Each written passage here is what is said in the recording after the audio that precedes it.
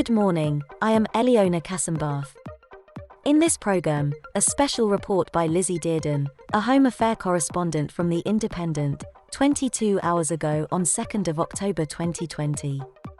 An asylum seeker slashed his wrists as a distressed migrants deported on Home Office charter flight, her report reveals.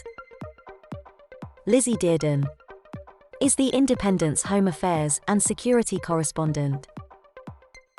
She specializes in extremism and terrorism, and has covered attacks around the world.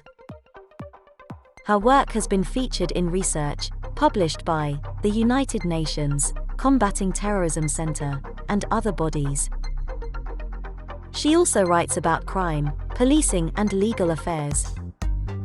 This special report by Lizzie is so disturbing and now raise questions on how immigrants are treated in detention center. Our special report correspondent John will now relate Miss Dearden's report. John. Thank you, Eliona.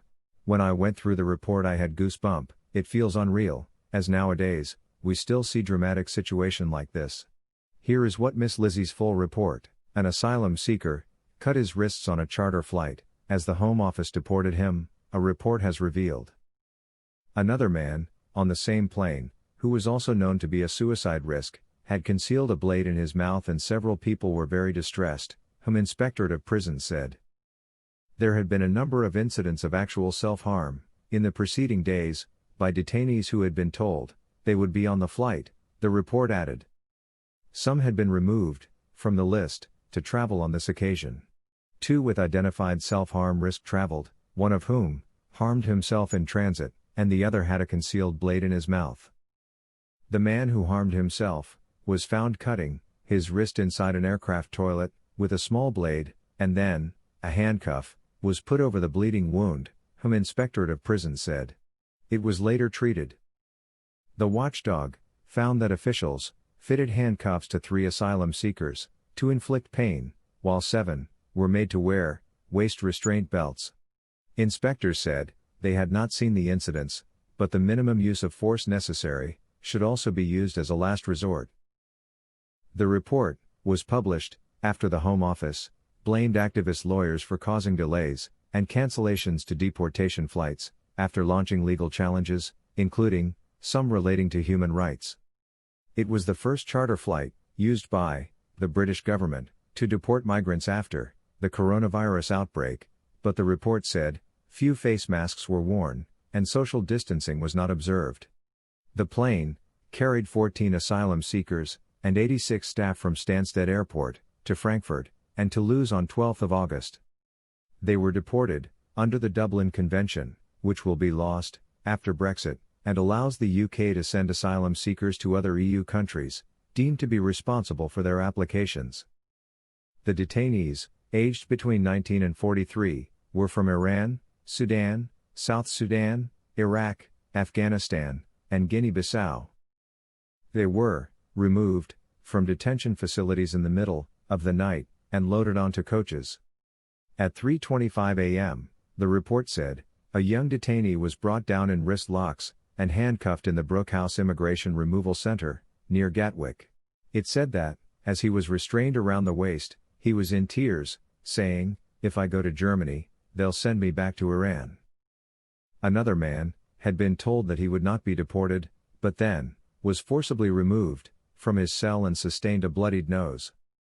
He was put in wrist locks, a waist restraint, loaded in a van, and said he suffered chest pains, before officials confirmed that his flight had been cancelled.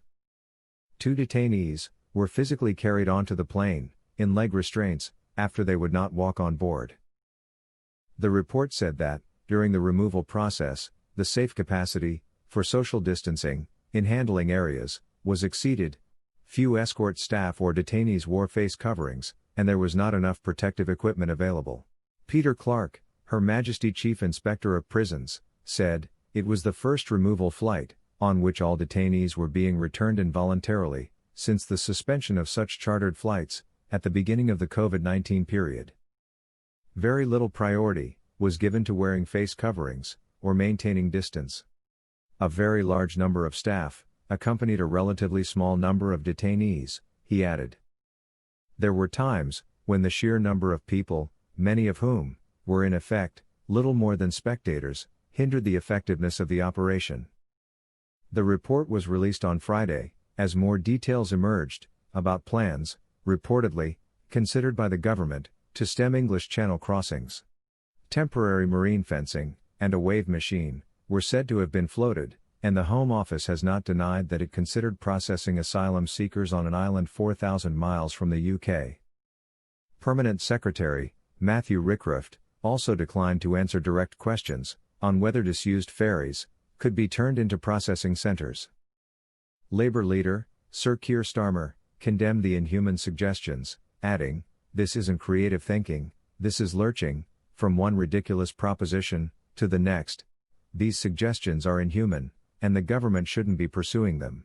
This brings us to the end of this special report by Lizzie Dearden, from The Independent. Thank you for listening and watching. Don't forget to like, comment, share and subscribe.